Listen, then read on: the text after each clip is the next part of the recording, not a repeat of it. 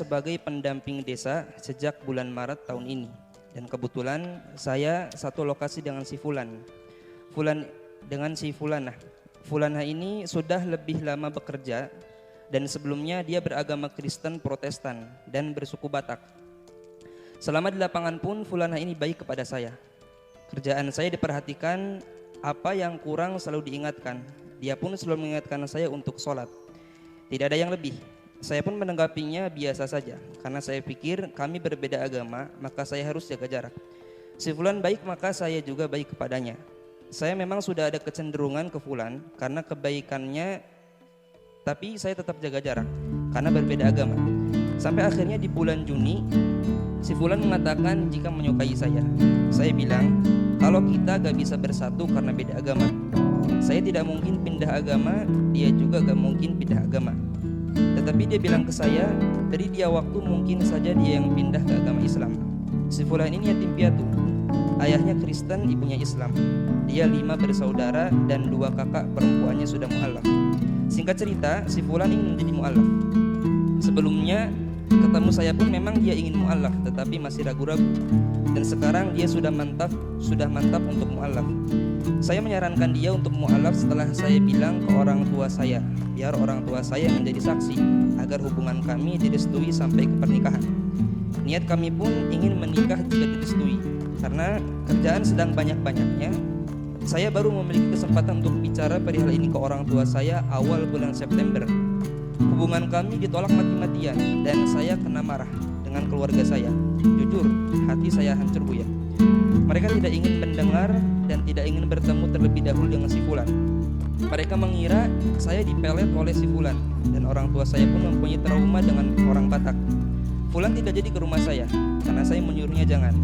Kebesokannya dia tetap mu'alaf tanpa orang tua saya yang menjadi saksinya. Rencana kami gagal. Saya dipaksa oleh keluarga saya untuk berhenti bekerja agar tidak bertemu dengan si Fulan lagi. Saya tidak boleh keluar rumah lagi. Hampir semua teman-teman dekat saya ditanyai perihal masalah saya. Sampai akhirnya saya tetap bersikeras untuk menikah dengan Fulan yang ingin mempertemukan mereka, tetapi mereka masih dengan keyakinan bahwa saya dipelet oleh si Fulan.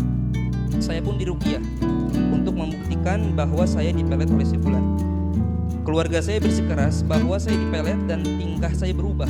Padahal saya tidak merasakan perubahan apapun. Ibadah saya pun alhamdulillah tidak kendor, malah semakin rajin. Sampai sekarang hubungan kami tidak direstui. Saya pun komunikasi dengan si Fulan dengan curi-curi. Karena semua gerak-gerik saya diawasi oleh mereka. Saya bingung, Buya. Bagaimana caranya untuk meyakinkan orang tua saya? Kalau ingin mencari orang yang lebih dari si Fulan, mungkin memang bisa. Tetapi hati kami sudah saling mantap untuk menikah, Buya. Saya pun baru kali ini memberanikan diri untuk meminta izin menikah dengan orang tua saya. Saya mohon solusi dan bimbingannya, Buya. Terima kasih. Jawabannya adalah tidak boleh tadi ada kalimat trauma kepada suku. Suku Batak banyak orang soleh. Suku Jawa juga banyak orang soleh. Tapi suku Batak ada orang jahat, suku Jawa juga ada orang jahat. Nggak ada urusan dengan suku. Agama Nabi Muhammad untuk semua suku. Jadi nggak ada kita punya trauma kepada suku-suku nggak ada. Kita banyak kenal orang Batak yang baik-baik juga ada. Jangan menganggap orang itu jelek semuanya, itu nggak dibenarkan. Kemudian jika kepada semuanya nasihat umum kepada siapapun, apakah Anda seorang laki-laki muslim atau wanita muslimah? Jika ada orang di luar jalur agamamu, non-muslim atau non-muslimah, ingin menikah denganmu dan dia berjanji akan mau masuk Islam, jangan mau. Sebab agama itu keyakinan di dalam hati. Kalau yakin hari ini, nanti juga yakin. Kalau tidak ada hari ini yakin, nanti nggak ada. Dia gini, kalau memang sudah yakin Islam benar, kenapa tidak bersyahadat hari ini? Kenapa harus nunggu nanti? Ini menunjukkan kebohongan orang di dalam hatinya. Kalau dia itu nanti, kalau mau nikah, saya akan mau masuk Islam. Berarti nikahnya masuk Islamnya hanya ingin menikah saja, saat ini nikah. Maka jangan dituruti, jangan mau. Lah permasalahannya tadi kisahnya sudah mulai senang, itu loh repotnya orang. Sampai orang tuanya yang punya niat baik untuk menjaga, malah mau dilawan dan sebagainya. Anda salah. Anda mendahulukan rasa senang itu sendiri. Dan kami ingatkan kepada siapapun, biarpun Anda seorang laki-laki mau nikah dengan seorang wanita yang non-muslim, jangan mau kecuali dia betul-betul sudah masuk Islam. Oh, kok seperti itu? Kenapa? Ini adalah masa depannya panjang. Dan kami himbau juga kepada kaum Kristiani dan yang lainnya, hendaknya menikah dengan orang seagama biar lebih mudah harmonisnya itu. Jadi orang Kristen hendaknya nikah dengan orang Kristen biar ke gereja sama. Kalau perlu kelompok gerejanya itu kan gereja kan beda-beda, Kristennya beda-beda. Yang sama. Kami nasihati kepada orang di luar Islam juga. Kalau Anda Kristen, Protestan atau Kristen Katolik, Kristen ini, hendaknya Anda semuanya yang sama. Bahkan perlu gurunya itu yang sama supaya mudah untuk pertemukan. Nasihat orang Nasrani juga. Jadi nggak perlu deh orang Nasrani itu berangan-angan menikah dengan orang Muslim. Repot nanti menyesuaikannya. Yang satu pergi ke masjid, yang satu pergi ke gereja. Nggak enak. Maka ini nasihat umum demi kebahagiaan. Begitu juga Anda sebagai seorang Muslim menikahlah dengan wanita Muslimah. Permasalahan adalah gara-gara senang dulu. Ini repot. Sudah lupa Allah akhirnya. Jangan mengatakan, kan saya laki-laki. Laki-laki siapa yang bisa menjamin umurmu panjang? Baru menikah 2 bulan istrinya hamil. Yang baru mau masuk Islam tadi atau masuk Islamnya pura-pura hamil, laki-laki meninggal, anaknya jadi apa? Yuk, jadi ikut agama ibunya pada akhirnya seperti itu. Makanya jangan main-main urusan begini. Kok kayak sudah tahu umurnya panjang bakal sendiri? Oh, saya kan laki-laki bisa ngatur. Oh, jangan begitu.